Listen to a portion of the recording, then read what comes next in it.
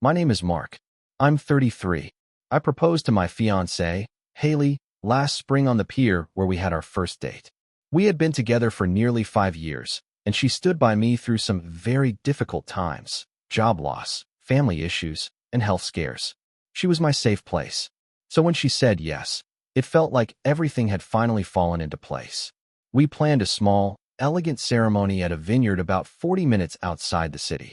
Haley's family was supportive, kind, and involved, but never overwhelming. Mine, on the other hand, well, subtlety and grace were never their strengths. The first sign of trouble came barely a month after we sent out the save the dates. I got a call from my mom, her voice tight and passive-aggressive in a way only she could manage. "Sweetheart," she said, stretching the word as if she was already tired of the conversation.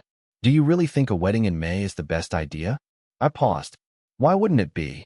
There was a brief silence before she sighed, the kind that signaled an incoming guilt trip. "It's just that your brother's graduation is in early June, and you know how sensitive he is about people taking attention away from him.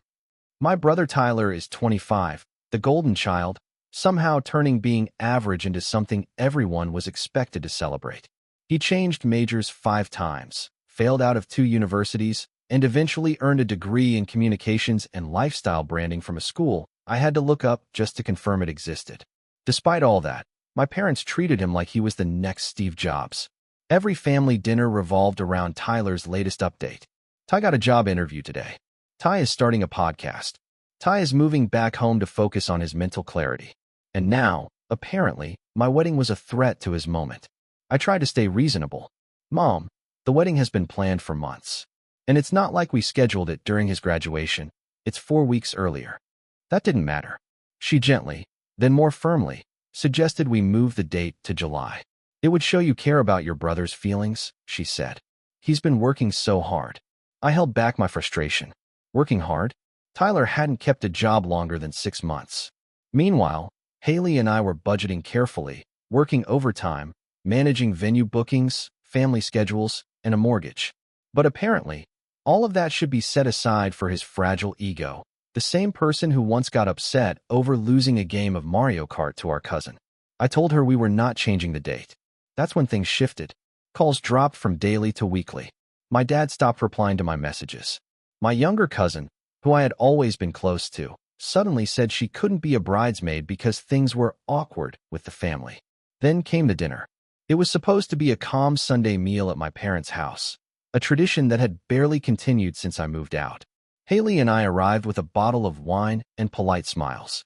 Tyler was already there, stretched out on the couch, wearing sunglasses indoors and scrolling through TikTok, avoiding eye contact.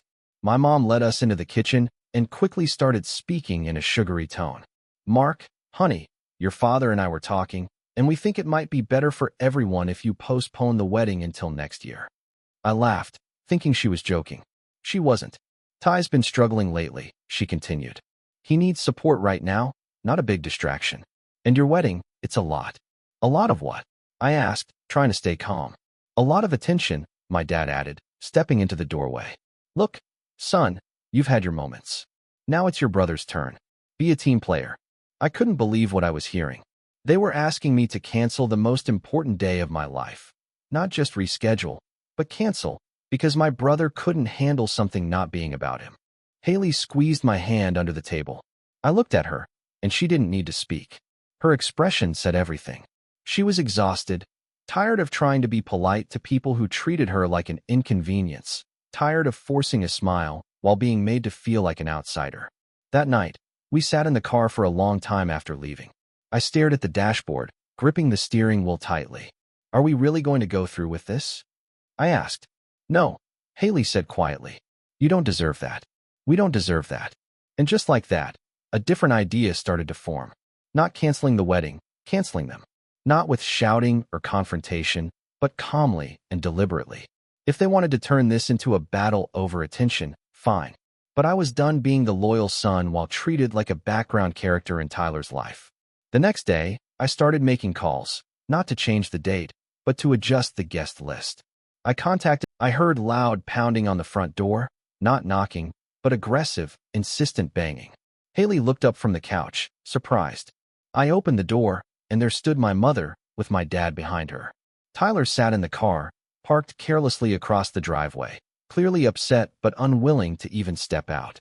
"Mark," my mother said sharply, walking in without waiting to be invited. "What is wrong with you?" I closed the door slowly and turned to face them. "Good evening to you too. Don't play games," she snapped. "We just found out, from your Aunt Debbie's Facebook, that the invitations were changed. You uninvited your own family." Haley stood up behind me, arms crossed, silent but attentive. I kept my voice steady. "Yes, I did." She blinked in disbelief. "You what?" "I uninvited the people who made it clear they don't support our relationship, our wedding, or our decisions. That includes the people who told me to cancel my wedding so my brother could feel important for graduating 7 years late." My dad stepped forward, his posture tense. "You're being childish." "No," I replied. "I was being childish every time I let you guilt me into sacrificing for Tyler. Every time I let you ignore Haley. Every time I allowed you to reshape family events to suit his ego. I'm 33 years old, and this is the first time I've set a boundary with you. And look how quickly you showed up to break it."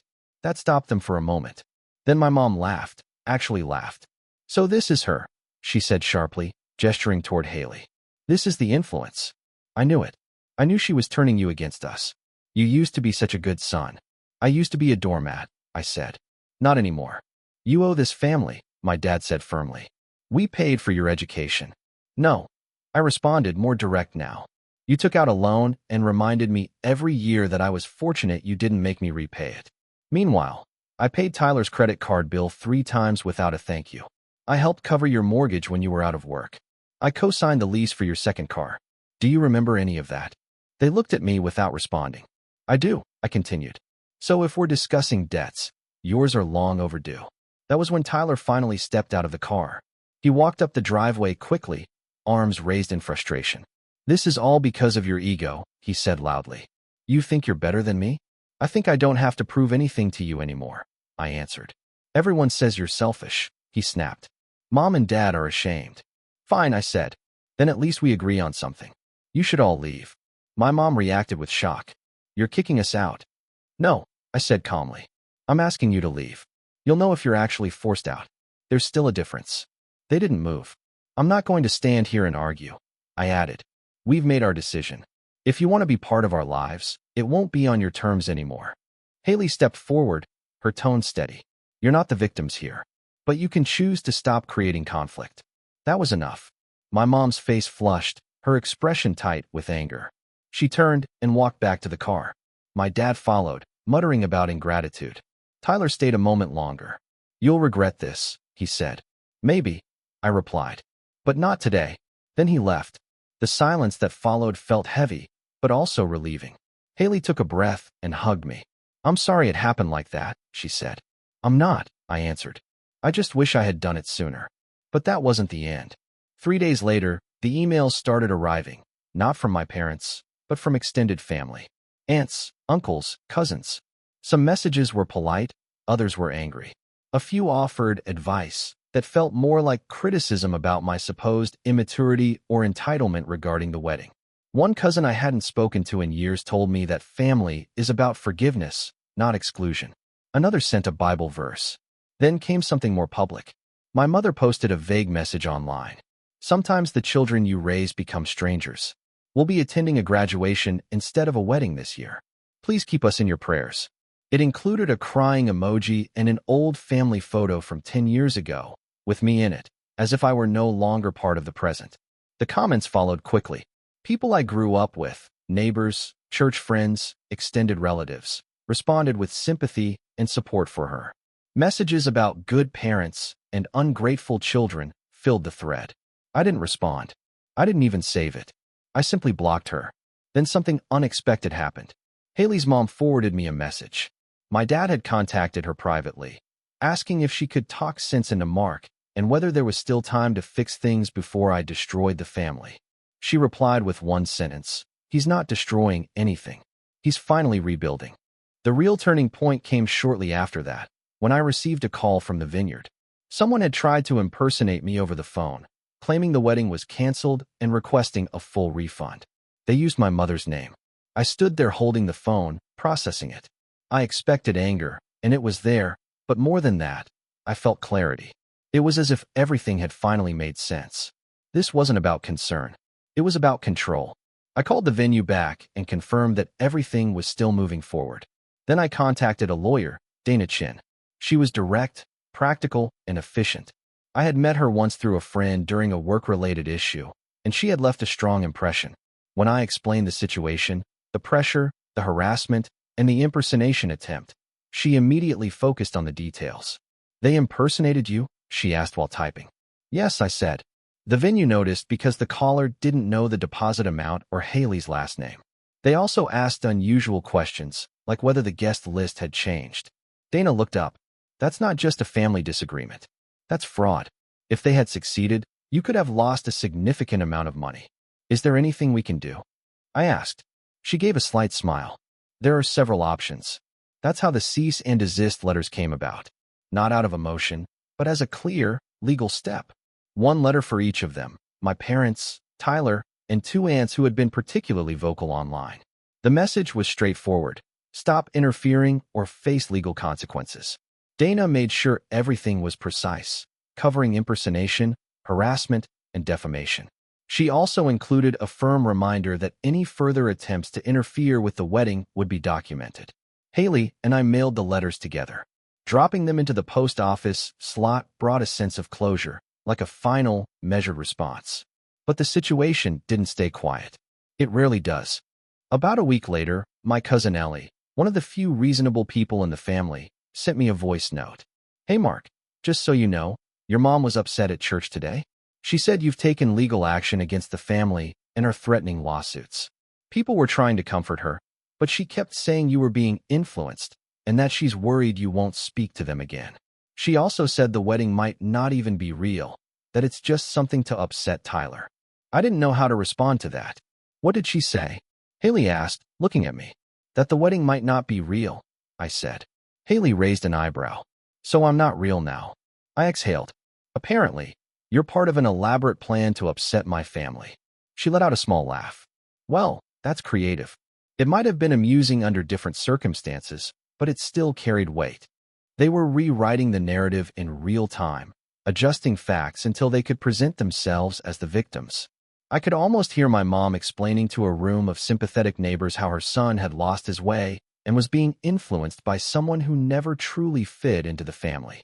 What they didn't realize was that every statement like that, every attempt to distort the truth or play the victim, only reinforced my resolve. Then came the voicemail. I hadn't spoken to my father since the confrontation at the door. He had been quiet, unusually so. But 2 weeks after the cease and desist letters, his number appeared on my phone. I didn't answer. He left a message. "Mark, look, I don't agree with how your mother or your brother have handled things, but you've turned this into something worse. Lawyers, legal threats, that's not how a family deals with issues. If you go through with this wedding without us, you're cutting ties. You understand that, right? There won't be a way back." There it was, the implied threat made clear. I listened to it 3 times, not out of doubt, but to take in the tone. It was the same controlled disappointment he had used before, when I said I wanted to be a writer instead of joining his accounting firm, when I missed Tyler's 3rd graduation due to surgery, and when I refused to co-sign another loan for Tyler's business. He assumed this would pass, that I would eventually apologize. It wouldn't. A week before the wedding, Haley and I had our final outfit fittings. Her dress was simple and elegant, not overly elaborate. She didn't react dramatically when she saw it. No tears or surprise, just a quiet, confident smile. "This is the one," she said. That night, we were sitting on the floor of our partially furnished living room, eating takeout, when I checked my email. There was one new message.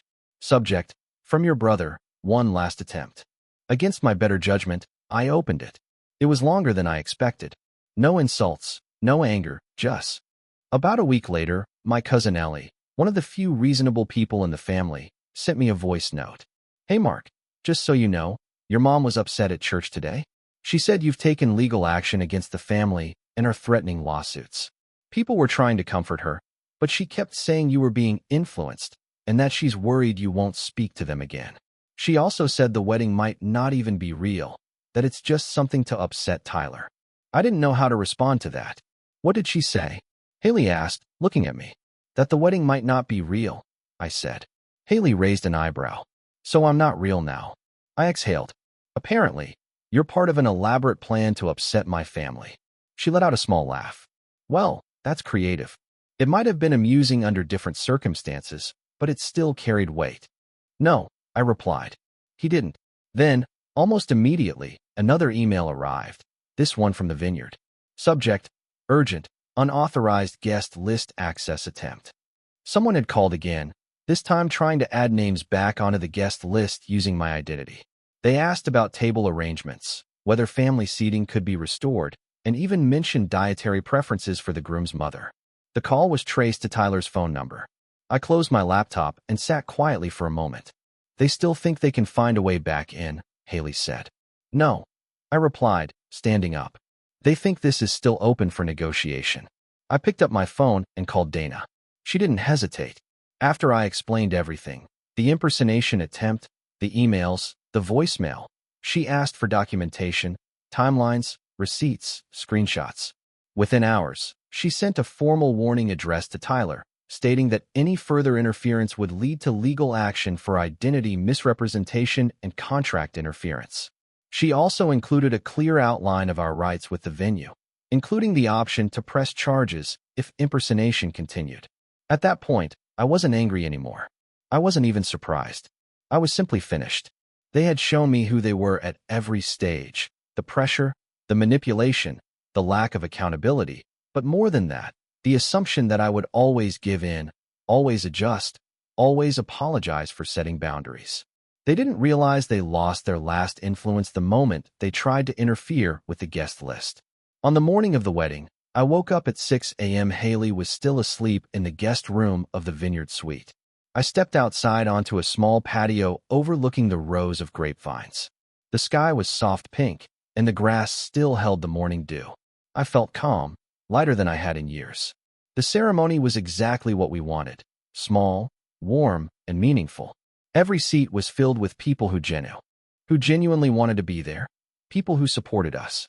Haley looked confident and composed, not just because of the dress, but because of everything she had stood through with me. We had made it to that moment together. The officiant, one of my former college professors, gave a short, thoughtful speech about love being a choice, not a performance. At one point, I glanced at the empty seats that had once been reserved for my parents, my brother, and several relatives. Earlier, those empty spaces had worried me. Now, they felt like space to breathe. After the ceremony, the celebration began. There was laughter, music, and genuine connection. No tension, no forced interactions. My best man made a light joke during his speech about me accidentally calling Haley bro on our first date, and everyone laughed. Then, during dessert, my phone buzzed. A new voicemail from my mother. I didn't listen to it immediately. Later in the evening, when things slowed down and the music softened, Haley and I sat together under the gazebo. I showed her the notification. "Play it," she said. I put it on speaker. Her voice broke at the start. "Mark, today should have been different. I thought you'd reconsider. I thought you'd miss us, but instead, you pushed us away. I don't know what she's done to you, but this isn't the son I raised." The pattern hadn't changed, still blaming Haley, still positioning herself as the victim. She continued, "I don't know if we'll speak again, but if you ever want to rebuild this family, it starts with an apology." The message ended. I looked at my phone for a moment. Was that her version of reconciliation? Haley asked. No, I said. That was her version of control. I deleted the message. The next morning, we left for our honeymoon cabin in the mountains. No signal, no messages, just quiet, and the kind of peace that comes from letting go of people who only valued the version of you they could control. 3 weeks later, we returned home to a full mailbox. Most of it was wedding cards, kind notes, and gifts. One envelope stood out. It was from an aunt who had stayed neutral but observed everything. Inside was a short letter. "Mark, I know it may seem like everyone sided with your parents. Some of us didn't. We stayed silent out of fear. Watching you stand your ground made me wish I had done the same years ago. You didn't lose your family. You saw them clearly. Congratulations. Aunt Janice." I pinned that letter to the board above my desk. It became a reminder that setting boundaries doesn't break a family, it reveals it. And choosing peace over appearance is always worth it. even when it costs you the illusion of unity. About a month after the wedding, Tyler sent one final email. No subject line, just a short message. You could have had us there. You could have fixed this, but you chose her. I hope you're happy. I didn't reply because I was. For the first time in my life, I didn't feel the need to justify my choices. I hadn't lost anything. I had gained something I never had before: freedom, peace, and the ability to live without apology.